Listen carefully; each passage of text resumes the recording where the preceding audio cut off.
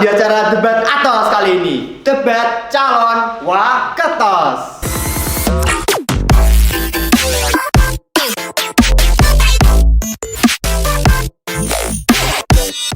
Saya Arya Zikri selaku host tetap membawa acara dalam debat Atos kali ini, dan saya juga akan mengawal hadirin sekalian dalam debat kali ini. Jadi langsung saja kita akan langsung mulai perkenalan dari calon-calon wakil serta calon ketua OSIS periode 2023-2024 pada kali ini. Assalamualaikum warahmatullahi wabarakatuh. Shalom, namo buddhaya, salam sejahtera bagi kita semua. Kami dari paslon nomor urut 1, perkenalkan saya Adi Putra dari kelas 11 4 selaku calon ketua OSIS SMA Negeri 1 Tuntang. Dan perkenalkan, nama saya Bima Niki Saputra, saya dari 10 9, saya selaku calon wakil ketua OSIS SMA Negeri 1 Tuntang. Assalamualaikum warahmatullahi wabarakatuh. Salam sejahtera. Kami dari paslon nomor 2, saya Adi Firmansah dari kelas 11 5 sebagai calon ketua OSIS SMA Negeri 1 Tuntang. Perkenalkan, nama saya Elizabeth Cynthia Bele Imalani dari kelas 10 8. Saya sebagai calon wakil ketua. Assalamualaikum warahmatullahi wabarakatuh. Salam sejahtera bagi kita semua. Perkenalkan, nama saya Irfan Farrozi. Saya selaku calon ketua OSIS SMA Negeri 1 Tuntang paslon nomor 3, dan rekan saya.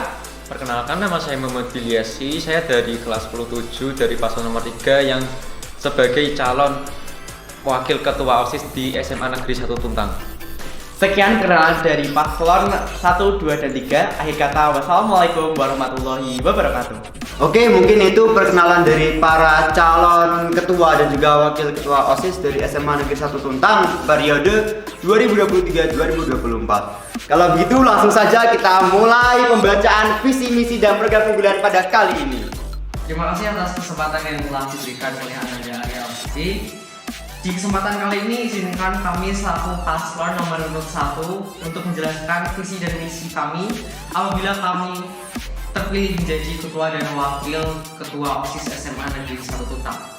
Untuk visi kami yaitu menjadikan OSIS SMA Negeri 1 Tuntang sebagai organisasi yang menjadi jembatan antara siswa dan pihak sekolah dalam menyampaikan opini mereka, mengembangkan potensi yang ada sehingga menjadi pribadi yang berkarakter dan berkompeten, serta juga membawa nama baik sekolah menjadi sekolah yang unggul. Kemudian untuk misi-misi kami untuk menjalankan visi tersebut adalah Program kerja yang pertama yaitu adalah podcast edukasi dan hiburan. Dalam upaya untuk memberikan variasi hiburan kepada siswa, kami akan mengadakan session podcast yaitu pada saat jam istirahat. Tidak hanya menawarkan konten edukasi dan inspirasi saja, tetapi kita akan memutar lagu-lagu yang sedang hits dan tren. Di dalam hal ini kita sangat berharap sekali kita dapat memberikan informasi yang bermanfaat dan hiburan yang positif bagi seluruh warga sekolah. Terus yang kedua yaitu turnamen olahraga. Dalam turnamen ini berbagai cabang olahraga seperti futsal, voli, basket akan menjadi medan kompetisi. Tujuan dari acara ini bukan hanya untuk merangsang jiwa bersemangat dan berkompetisi, tetapi juga mengajak semua siswa agar hidup sehat dan aktif. Baik, terima kasih atas kesempatan yang diberikan ya. Jadi kami di sini akan menjelaskan tentang visi, misi, dan program kami. Visi kami adalah menjadi contoh baik bagi pelajar SMA Negeri 1 Tuntang untuk peduli terhadap lingkungan alam, kebersihan lingkungan sekolah, dan menjunjung tinggi literasi di SMA Negeri 1 Tuntang. Dan kami juga punya visi untuk mendisiplinkan siswa-siswi SMA Negeri 1 Tuntang, karena ya dengan sebanyak banget siswa atau siswi SMA Negeri Tuntang ini yang kurang disiplin, apalagi dalam hal berpakaian. Lalu untuk misi kami adalah 1, menjadikan OSIS sebagai contoh baik bagi siswa-siswi SMA Negeri 1 Tuntang. Dan yang kedua, menjadikan OSIS sebagai wadah aspirasi bagi siswa-siswi SMA Negeri 1 Tuntang. Dan yang ketiga, menumbuhkan komunikasi yang baik serta solidaritas satu sama lain agar ya tidak terjadi yang namanya itu main circle sendiri lah, jadi biar semua itu dapat solid satu sama lainnya. Dan untuk program kerja kami adalah Ligi adalah literasi pagi yang diadakan setiap jam 7 pagi sampai jam 7.15. Itu adalah tujuannya untuk meningkatkan literasi siswa-siswi SMA Negeri 1 Tuntang. Dan itu targetnya adalah membaca 2 halaman buku setiap paginya. Sekian visi, misi, dan proker dari kami. Terima kasih. Terima kasih untuk kesempatan yang diberikan. Sebelumnya, kita akan membacakan visi dan misi dari paslon 3, melangkah berinovasi, raih prestasi tanpa henti. Oke, langsung saja kita akan membacakan visi kita yang pertama. Untuk visi kita yaitu mewujudkan OSIS SMA Negeri 1 Tuntang sebagai generasi yang berprestasi, beriman, berdaya saing unggul, disiplin, aktif, dan berpikir kritis sesuai dengan profil pelajar Pancasila. Untuk mendukung visi tersebut, kita mempunyai 5 misi. Yang pertama, Baik, misi yang pertama yaitu meningkatkan karakter, keimanan, dan ketakwaan siswa-siswi SMA Negeri 1 Tuntang, dan yang kedua yaitu mendorong bakat dan minat siswa-siswi untuk aktif dalam berkompetisi sesuai bidang dan minatnya melalui event yang ada. Dan yang ketiga yaitu meningkatkan etos kerja OSIS SMA Negeri 1 Tuntang. kemudian untuk misi yang keempat adalah mengaktifkan akun media sosial OSIS SMA Negeri 1 Tuntang agar lebih dikenal luas. Yang kelima, menerapkan program 3R, resik, rawat, dan rajin. Dan dari paslon 3 memiliki 3 program unggulan. Yang pertama, Meningkatkan kedisiplinan siswa-siswi bekerja sama dengan polisi keamanan sekolah yaitu PKS. kedua, menumbuhkan minat literasi melalui kerjasama dengan ekstrakurikuler jurnalistik. Dan yang ketiga yaitu menampung segala aspirasi dan saran masukan siswa dan siswi. Itu dia visi dan misi dari paslon 3. Sekian, terima kasih. Wassalamualaikum warahmatullahi wabarakatuh. Oke, terima kasih atas penjelasan dari visi, misi, dan program kerja unggulan. Langsung saja ya. Untuk pertanyaan yang pertama, ini kita akan mulai dari calon nomor 1 dulu, Mas Adi Putra. Pertanyaan pertama, bagaimana cara kalian mewujudkan serta mengimplementasikan visi misi serta program kerja kalian di lingkungan SMA Negeri 1 Tuntang ini?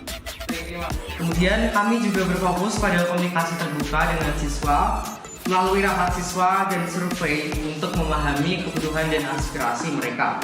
Selanjutnya, kami mengatur jadwal program kerja kami secara terencana. Program kerja tersebut seperti podcast edukatif dan hiburan, kemudian knowledge session, dan turnamen olahraga yang nantinya akan direncanakan secara matang. Kami juga memastikan bahwa seluruh pengurus OSIS memahami tanggung jawab mereka dan bekerja sama dalam mengimplementasikan program ini. Dalam hal menjaga nama baik sekolah, kami berupaya untuk terus meningkatkan kualitas program dan kegiatan kami serta mendukung prestasi siswa. Kami juga berkomitmen untuk mendengarkan masukan dan umpan balik baik dari siswa, guru maupun orang tua. Baik, untuk mewujudkan visi, misi, serta proker kami di SMA Negeri 1 Tuntang ini, mungkin dengan cara kami berkomunikasi dengan siswa-siswi SMA Negeri 1 Tuntang, yaitu dengan cara ya sering meminta pendapat mereka tentang apa sih yang mereka pengen sebenarnya di SMA Negeri 1 Tuntang ini, dan ya untuk prokernya itu mungkin kami akan mencoba untuk berkomunikasi dengan guru, karena ini kan intensif lagi ya di proker kami, jadi itu harus dikomunikasikan dengan guru lalu baru disalurkan ke siswa-siswi di SMA Negeri 1 Tuntang.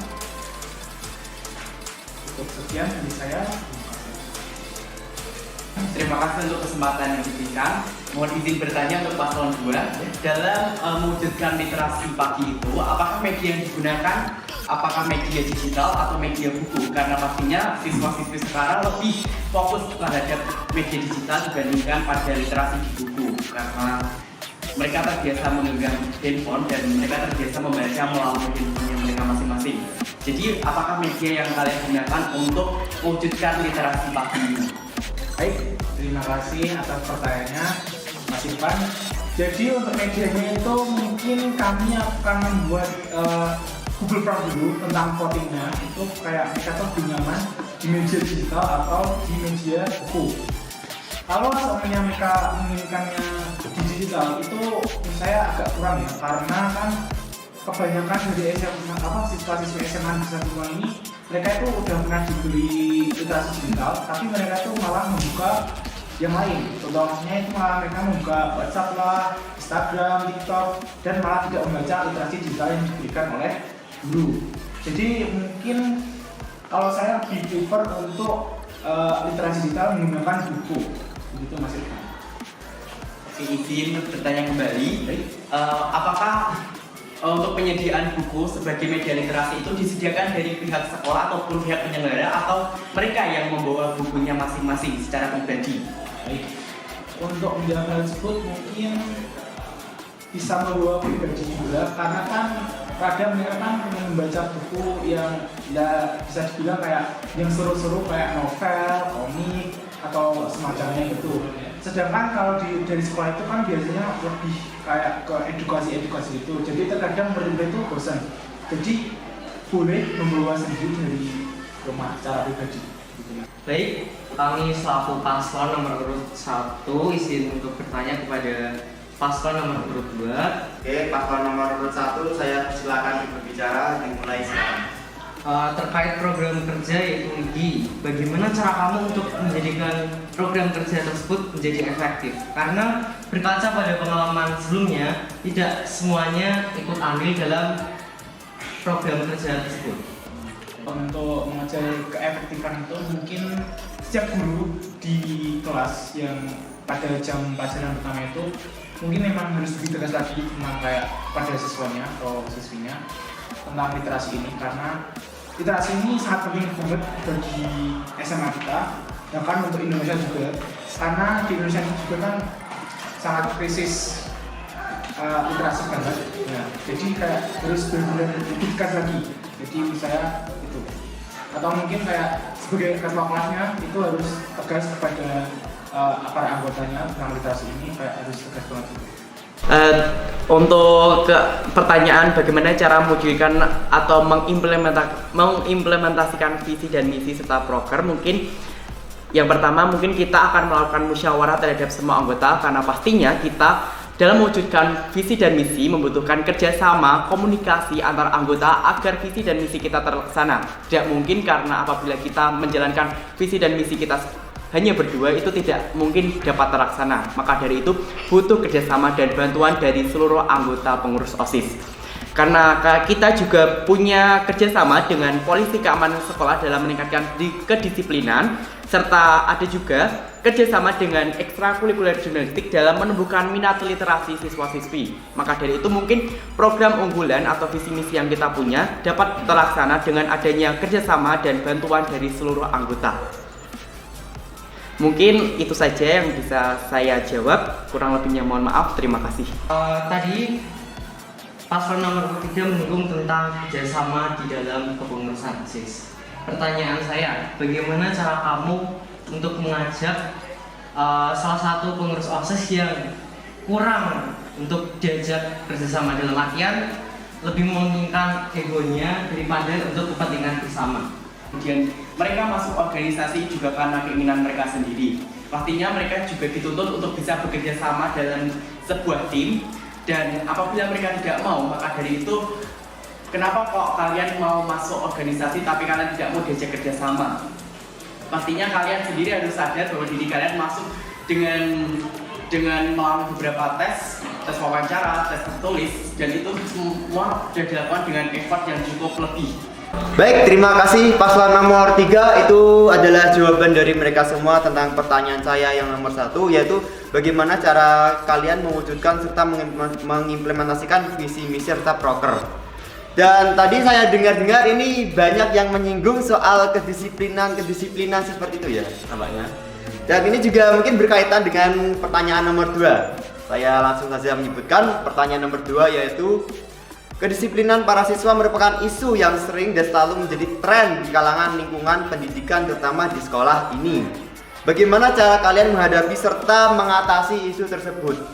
Dan mungkin akan dimulai lagi dari paslon nomor 1. Oke, terima kasih atas kesempatannya. Di sini saya akan menjelaskan bagaimana cara kalian menghadapi serta mengatasi tersebut. Oke, banyak sekali problem masalah yang sering terjadi di lingkungan sekolahan. Kita dapat mengatasi problem tersebut dengan banyak opsi dan atau banyak cara. Yang pertama, bisa menjadi teladan yang baik, memberikan contoh yang baik gitu. Contoh yang baik misal menggunakan pakaian yang rapi, rambut tidak panjang, nah seperti itu. Terus selanjutnya membuat peraturan yang jelas, dan seterusnya bersikap tegas, dan yang terakhir bersikap konsisten. Seperti itu. Ke isu tersebut, bagaimana cara kami menghadapi hal tersebut adalah dengan cara menjadi contoh yang baik terlebih dahulu. Jadi kami dari OSIS akan menjadi contoh baik dulu, seperti dari cara berpakaian, cara kerapian dan juga. Lalu untuk yang sering menjadi masalah itu adalah seragamnya ya, terutama di seragam hari Rabu dan juga Kamis. Itu masih banyak banget siswa-siswi SMA Tuntang yang masih kekeh menggunakan seragam yang tahun kemarin, seperti menggunakan badai terus putih-putih. Sedangkan untuk yang sekarang itu adalah peraturannya jelas, yaitu OSIS putih dan juga abu-abu. Nah, untuk mengatasi hal tersebut, kita harus bersikap lebih tegas lagi juga, lebih teladan dan juga lebih selfie dalam mengatasi hal tersebut. Saya kira sudah cukup. Sekian, terima kasih. Terima kasih untuk kesempatan yang diberikan. Izin menjawab untuk pertanyaan tentang kedisiplinan siswa. Pastinya banyak siswa yang masih melanggar tentang tata aturan, tata tertib yang ada di sekolah. Hal itu akan berdampak buruk apabila tetap dibiarkan dan tidak diberikan sanksi yang cukup tegas. Maka dari itu ada yang namanya program polisi keamanan sekolah. Kita dari pihak OSIS ini bisa bekerja sama dengan polisi keamanan sekolah tersebut untuk menertibkan keamanan dan menertibkan kedisiplinan siswa. Dan mungkin lebih tegas terhadap siswa yang tidak tertib. Karena apabila siswa yang tidak tertib tetap dibiarkan, maka kesalahan tersebut akan tetap diulangi terus dan terus. Maka dari itu perlu adanya ketegasan dan hukuman untuk siswa yang tidak tertib tersebut. Terima kasih. Oh, oke, sudah panas sekali di ruangan kali ini. Dan terima kasih kepada paslon nomor 1, 2, dan 3 telah memberikan jawaban, telah berdebat, serta telah tadi juga ada sedikit cekcok ya. Ada sedikit cekcok, ada berdiskusi. Memang itu adalah tujuan kita agar bisa merekatkan OSIS satu sama lain dengan cara berdebat atau berdiskusi. Mungkin ini saja yang dapat saya sampaikan. Saya selaku host dari debat atas ini mengucapkan terima kasih karena telah menonton sampai akhir. Dan cukup sekian akhir kata. Maaf kalau ada kata-kata saya yang salah atau tidak berkenan di hati para penonton dan juga para paslon. Sekian, wassalamualaikum warahmatullahi wabarakatuh. Stay tune di YouTube Magenta.